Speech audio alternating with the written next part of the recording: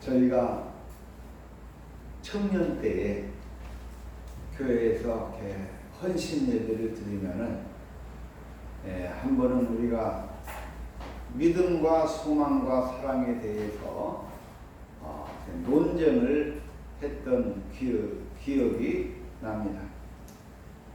온 교우들과 더불어서 헌신 예배를 드리는데 청년들 중에서 어떤 사람은 믿음이 최고다 하고 강변을 하고, 또 어떤 사람은 소망이 최고다 하고 강변을 하고, 또 어떤 사람은 사랑이 최고다 이렇게 강변을 하면서 각자 신앙의 내용의 그 중요성을 이렇게 주장했던 그런 기억이 있습니다. 그래서 청년들이 열심히 토론을 합니다. 이 세상에 믿음이 최고다. 그런가 하면은 또 어떤 사람은 소망이 없이 어떻게 사냐? 우리 소망을 가지고 살아야 되는 거 아니냐? 소망에 대해서 얘기합니다.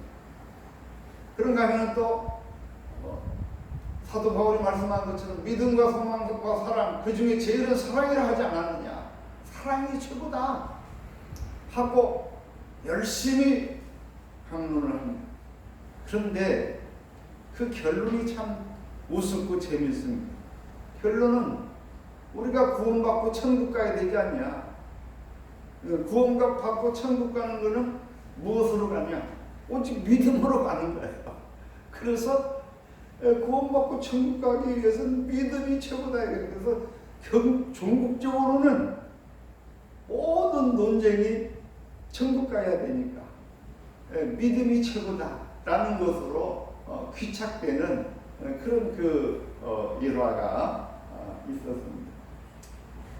분명히 사도 바울이 고린도전서 13장에서 말할 때에 믿음과 소망과 사랑이 있는데 그 중에 제일은 사랑이라고 얘기했는데도 우리들은 오로지 믿음으로 천국 가야 된다고, 이것이 최고의 길이라고 그렇게 강조했습니다. 예수님께서도 성경에 있는 모든 계명들 중에서 가장 중요한 계명은 뭐라고 했어요? 오로지 하나님을 사랑하고 내 이웃을 내 몸과 같이 사랑하라고 했는데, 그런데 그런 그 말씀은 다 뒷전으로 사라지게 되고 오로지 믿음, 믿어서 천국 가야 된다 하는 그런 뭐랄까 좀 단편적인 어떤 그 믿음을 주장했던 그런 기억이 있습니다.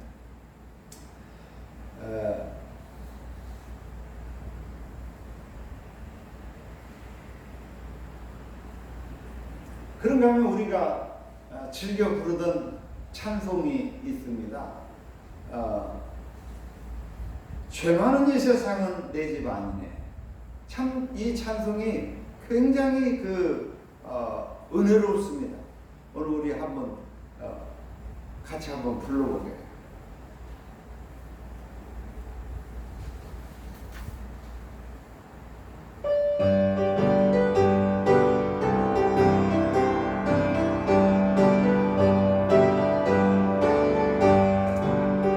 죄 많은 이 세상은 내 집 아니네. 내 모든 보화는 저 하늘에 저 천국 문을 열고 나를 부르네.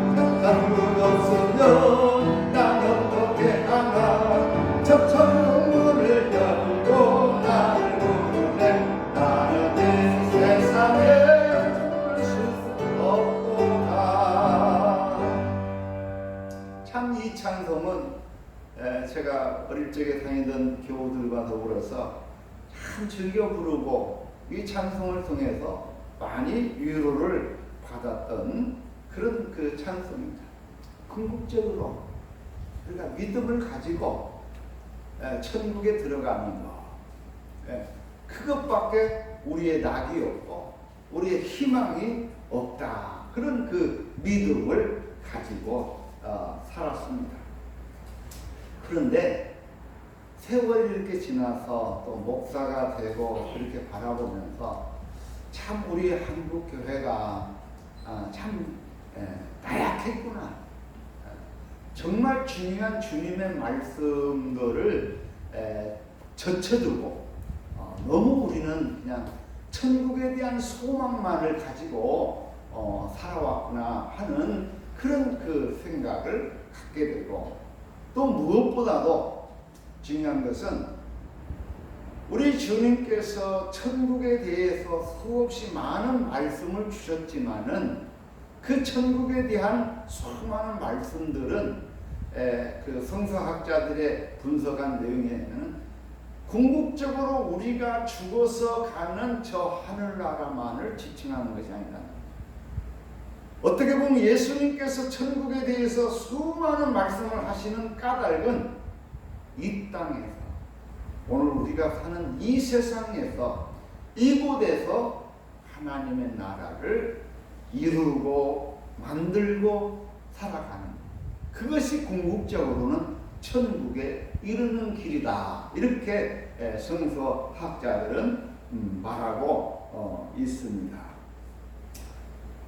우리가 너무 어렵고 힘든 그 어려운 시대를 살 때 궁극적으로 이 땅에서는 소망이 없는 것 같이 보였고, 그것만이 유일하게 우리의 소망인 것처럼 생각했습니다.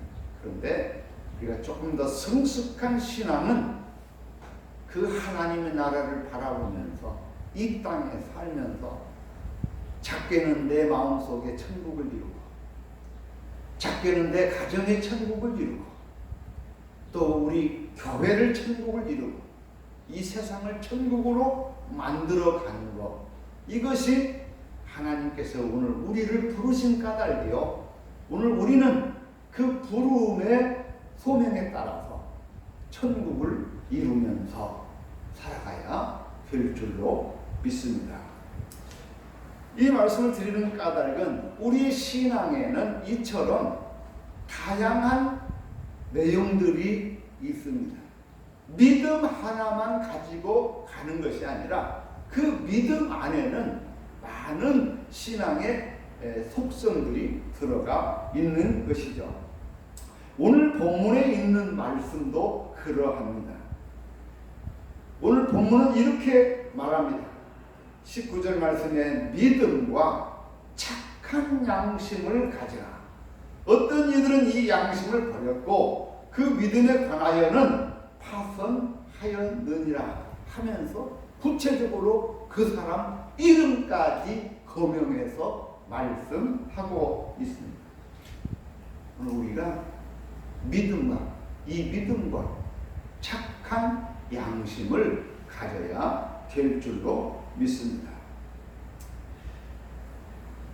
우리가 이 양심이 무엇이냐라고 할 때 여러 가지 이제 학문적인 이야기도 할 수 있지만은 신앙적으로 말하면 태초에 하나님께서 사람을 만드셨을 때에 천지 만물을 창조하시고 또 사람을 만드실 때 하나님 거기에다가 하나님의 형상을 심어 놓은 거예요. 그런가 하면은 하나님께서 천지 만물을 창조하시고 그 안에다가 하나님의 형상을 심어 놨어요. 그래서 사람이면은 누구나가 다 사람을 볼 때 여러분 그 안에 하나님의 형상이 있음을 여러분 믿으시기 바랍니다. 천지 만물 속에 하나님의 형상이 있음을 믿으시기 바랍니다. 여러분 집에 이제 그 꽃을 키우죠? 꽃 있죠? 하다못해 올해 우리가 고추를 심었잖아요. 그런데 고추를 심었는데 꽃을 심고 뜨거운 여름날에 여러분 물 한 번 주거든요. 물 한 번 주면은 그 고추나무에 기뻐서 춤추는 모습을 보게 됩니다. 할렐루야. 믿습니까? 네. 좋은 사람만 알아. 안 좋은 사람은 잘 몰라. 좋은 사람만 알아요. 제가 우리 교회 예배당에도 이렇게 꽃나무가 있잖아요. 제가 그 물을 줍니다. 주면은 여러분 자세히 보세요. 꽃이 춤을 추는 거예요. 좋아서 춤을 추는 거예요. 이 모습을 보고 우리는 무엇을 봅니까? 하나님의 속성을 보는 거예요. 하나님의 형상을 보는 거예요. 그래서 사람은 마음에 그 양심이라는 것이 있어서 이 양심이 그것을 보게 하는 거예요. 이것을 못 보는 사람은 어때요? 그 양심이 무뎌진 거예요. 그 양심이 죽어버렸어. 그래서 꽃이 물이 없어서 햇빛을 못 받아서 목말라 하는 그 모습을 보고 전혀 마음에 가책이 없어요. 여러분, 양심이 살아나야 합니다. 오늘 말씀은 이 착한 양심을 가지라 이렇게 말씀하고 있어요. 그래서 이 양심은 종국적으로 하나님께서 주신 율법과도 같은 거예요. 그래서 이 양심은 어디를 향해서 가느냐? 성경에 보면 이 양심은 하나님을 향해서 간다고 말합니다. 오늘 우리가 사람을 볼 때에 또는 식물을 볼 때에 어떤 현상들을 보면서 그 속에서 하나님께로 나아가는 그 선한 양심을 회복하고 찾아가실 수 있기를 주님의 이름으로 축원합니다. 그래서 우리는 이 양심이 우리 안에서 늘 작동하고 있어요. 좋은 것을 보면 좋고 나쁜 것을 보면 안 좋은 거예요. 여러분, 남의 것을 도둑질하고 강도짓 할 때 얼마나 마음에 찔림이 있습니까? 한편 내심 막 쿵쿵거리잖아요. 남의 거 뭐 하나 훔치려면 내심 막 쿵쿵거리잖아요. 왜? 우리 양심에서 말하고 있는 거예요. 우리 양심이 소리를 치고 있는 거예요. 그런데 그 양심의 소리를 못 듣는 사람은 아마 없을 겁니다. 앞서 말한 것처럼 도둑질을 하고 나쁜 짓을 하고 죄를 지을 때에 그 가슴이 쿵쿵쿵쿵 튀는 그 소리를 못 듣는 사람이 없을 것입니다. 이처럼 양심은 우리가 잘못된 길을 가고 나쁜 짓을 하고 죄를 범하면은 우리 안에서 우리의 마음을 건드려서 우리를 책망하기도 하고 꾸짖기도 하고 그래서 우리로 하여금 그 하나님께로 나아가게 하는 그 양심의 소리가 있는 거예요. 하루는 예수님께서 그러시는데 이 바리새파 사람들하고 이 사두개인들이 한 여자를 붙잡아 왔어요. 이 사람이 현장범인데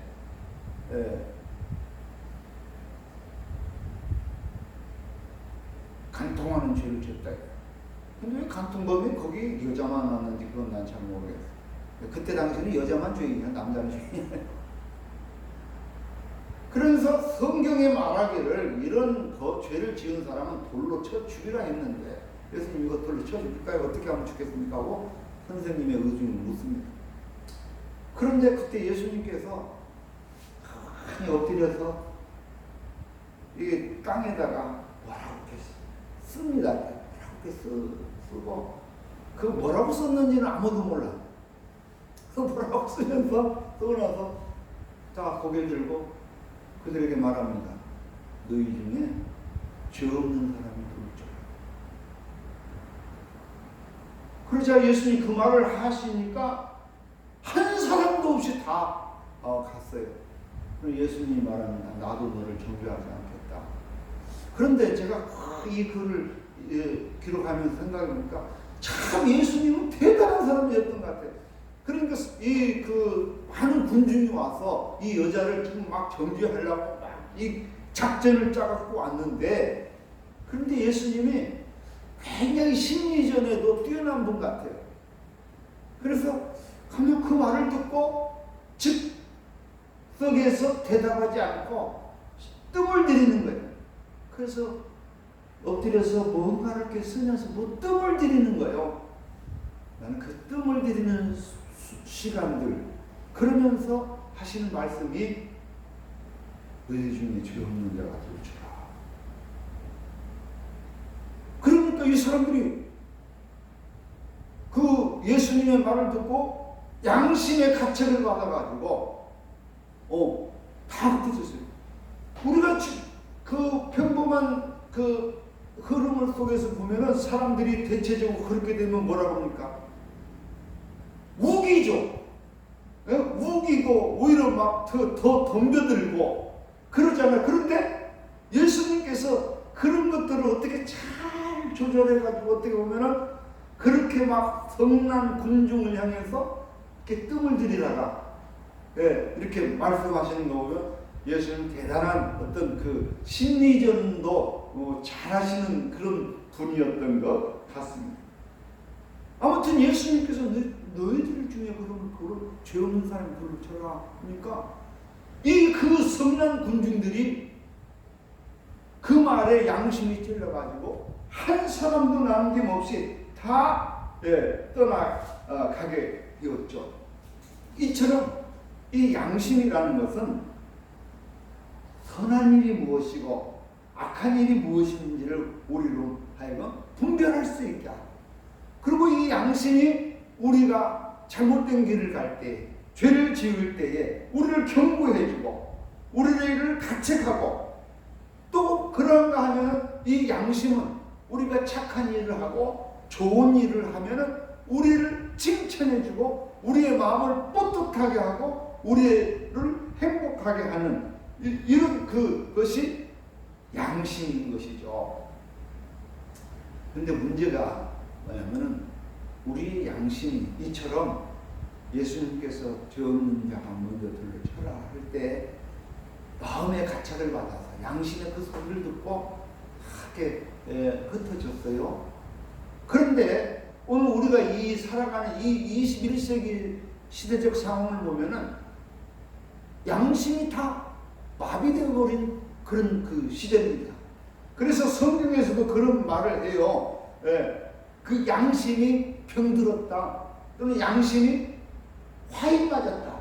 화인 맞은 양심. 디모데전서 4장 2절에서도 그런 말을, 화인 맞은 양심, 또 병들은 양심, 잘못된 양심을 얘기하고 있습니다. 그 양심이 이처럼 병들고 잘못되면은 양심의 소리를 들을 수 없게 되는 것입니다. 그래서 어떤 가치의 판단이 애매해지는 거예요. 흐려지는 거예요. 선악간의 판단이 흐려지는 겁니다. 그 양심이 마비되어 버린 겁니다. 저는 이번에 참 이 우리나라가 코로나19로 인한 지금 국난입니다. 아마 대한민국 국민들은 과연 우리나라가 몇 년을 지탱할 것인가를 놓고 고민하는 사람들이 많이 있을 거예요.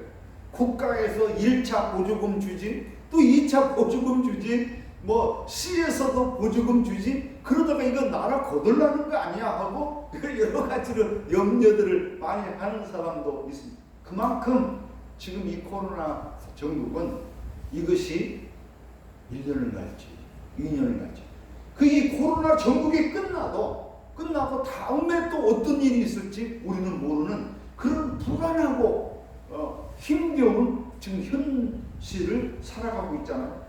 그런데 대구시에서 이 국가 그 긴급 자금을 공무원들이 다 받아버렸어. 공무원들이 다 받아버렸어. 여러분, 공무원들은요, 국가에서 월급을 받는 사람들이요. 그 사람들은 사업이 잘 되건 잘못되건 관계없어요. 그래서 공무원들은 국가에서 주는 자금을 받고 살기 때문에 이 재난지원금에는 공무원들은 포함되지 않는 거예요. 여러분 이해 가죠? 그런데 이 대구시에서 다른 대한민국 어디에도 없는 이런 그 짓을 한 거예요. 그런데 그 뒤 얘기들을 들어보면은 제 표현 이래서 여러분들이 어떤 양심에 화가 나버렸어요. 그래서 국가의 돈을 도둑질하고 잘못된 일을 집행하고도 거기에 대한 죄책감이나 자책이나 이런 것이 전혀 없는 거예요. 이것이 대구시에만 국한된 얘기가 아니라 오늘날 우리가 살아가는 이 시대에 일어나는 그런 현상들입니다. 우리 식구가 도둑질하면 괜찮아. 우리 식구가 이렇게 한 건 괜찮아. 놈이 한 거는 문제가 있어도 우리 식구들이 한 거는 그건 용서를 해야 돼. 용서를 받아야 되고 이해가 되는 거예요. 이러한 양심이 마비되어져 버린 시대를 우리가 살아가고 있다는 것입니다. 그래서 성경은 우리에게 그렇게 말하는 거예요. 착한 양심을 회복하라는 거예요. 착한 양심을 가지라는 거예요. 근데 우리가 이 착한 양심을 말할 때 사회적으로 이게요 판단하기가 제가 볼 때는 너무 어려워요. 왜 어렵냐? 앞서 말한 것처럼 우리나라가 이 죄악에 관영된 세상에서 수십 년, 수백 년 동안을 이렇게 죄악에 관영된 시대에 살다 보니까 이제 이 착한 양심이 뭔지 그 자체를 가리기가 어렵습니다. 근데 성경적으로 보면은 참 그 답이 나는 옳다고 봐요. 우리의 착한 양심, 선한 양심은 뭐냐? 여러분, 착한 양심은 평생토록 살면서 죄를 짓지 않은 그 마음, 사랑을 말하는 것이 아니라는 거죠. 이 세상을 살면서 우리는 누구나가 다 죄를 지은 사람들이에요. 죄도 보통 죄를 지은 게 아니라 잘못을 수없이 반복해온 사람들이. 그런데 이제 우리가 예수를 믿고 나서는 이 죄악과 멀어진, 이 죄악과 떨어진 그런 구별된 삶을 사는 것, 이것이 선한 양심입니다. 이 세상에 그 말하는 것처럼 죄 없는 사람이 어디 있어요? 그런 로마서에서도 그렇게 말하잖아요. 의인은 없나니 하나도 없다. 이 세상에 죄 없는 사람은 하나도 없는 것입니다. 그러나 우리가 죄를 지었지만 그 죄를 깨닫고 회개하고 예수님 십자가의 보혈로 우리가 죄사함을 받고 우리가 새로운 믿음의 삶을 살려면 그 사람은 착한 양심을 회복한 사람이에요. 그 양심을 되살릴 사람입니다. 그래서 성경에 보면은 재밌는 이야기가 삭개오에 관한 이야기예요. 삭개오는 누구예요? 삭개오는 세리장이잖아요. 세리장은 지금 세무서도 온통 범죄에 속을 있지만 옛날 같은 경우는 이 세리장 하면은 그냥 성경에서 말할 때 세리하면 죄인이요. 얼마나 도둑질을 많이 해먹었으면 그냥 세리하면 도둑놈이요. 그렇게 인식되는 시대에 이 삭개오가 어느 날 예수님을 만납니다. 그래서 예수님을 만나서 너무 좋은 거예요. 그래서 예수님을 모시고 자기 집으로 갑니다. 가가지고 예수님 앞에 고백을 하는 거예요. 예수님, 내가 전에 지은 죄가 있으면 이것을 난 4배로 갚겠다. 내가 누구 거 빼앗은 것 있고 토색한 것 있으면 내가 이거 4배로 갚겠다고 예수님한테 고문을 하고 돌아갑니다. 이것이 양심의 회복입니다. 전에는 죄를 지어도 악한 짓을 해도 몰랐어요. 그런데 예수님을 만나고 보니까 내가 지은 죄가 드러나는 거예요. 깨닫게 되는 거예요. 그래서 이제 예수님, 이제는 내가 착하게 살겠습니다. 착한 양심이 회복되는 거예요. 그래서 내가 지은 죄에 대해서 다 갚겠다. 2배로 갚겠다. 남의 거 빼앗은 것은 4배로 갚겠다. 이렇게 예수님 앞에 고백하는 거예요. 오늘 우리가 예수를 믿는 사람들은 그 양심을 속여서는 안 돼요. 그 양심의 소리를 듣고 믿음을 지키는 거예요. 그래서 수많은 믿는 사람들은 예수를 믿고 나서는, 그 전에는 몰랐지만 예수를 믿고 나니까는 심지어 자기의 생명까지도 내놓는 거예요. 양심을 속이지 않기 위해서.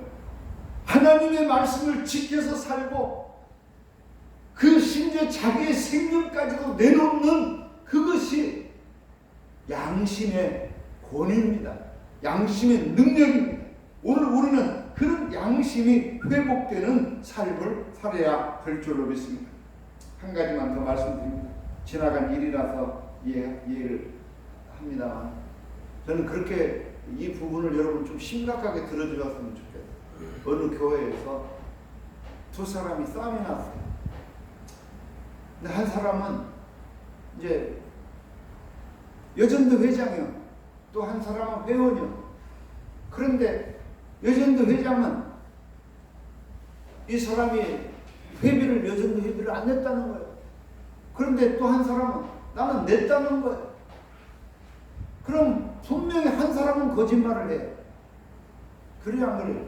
한 사람은 분명히 거짓말. 나 분명히 여전도 회비 냈는데 왜 나한테 그러냐? 안 냈다. 그럼 한 사람은 거짓말을 하는 거예요. 그런데 이 속에서 어떤 한 사람은 지금 양심을 속이고 있는 것이고, 어떤 한 사람은 양심의 소리대로 말을 하는 거예요. 그런데 제가 생각해 보니까 한 사람의 양심을 속이는 사람은, 그 사람은 이제 주님의 은혜로 이제 회복되는 길밖에 없어요. 그런데 양심을 가진 사람은, 양심을 지킨 사람은 그것을 좀 주님의 마음으로 할 필요가 있다.